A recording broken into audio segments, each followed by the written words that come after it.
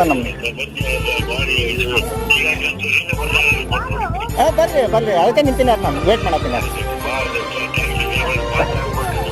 ಏನಿಲ್ಲ ಸರ್ ಏನಿಲ್ಲ ಹ್ಞೂ ಮೊಬೈಲ್ ಕೈದಿದೆಯಾ ಬರ್ತೀನಿ ಅಂದಿದ್ದಾರೆ ಫೋನ್ ಹಚ್ಚಿದ್ದೀನಿ ನೋಡೋಣ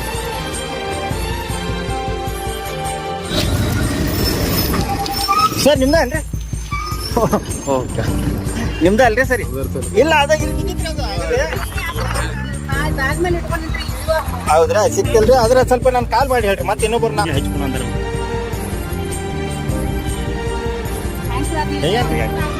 ಎಲ್ಲಿ ನಡೀತಿ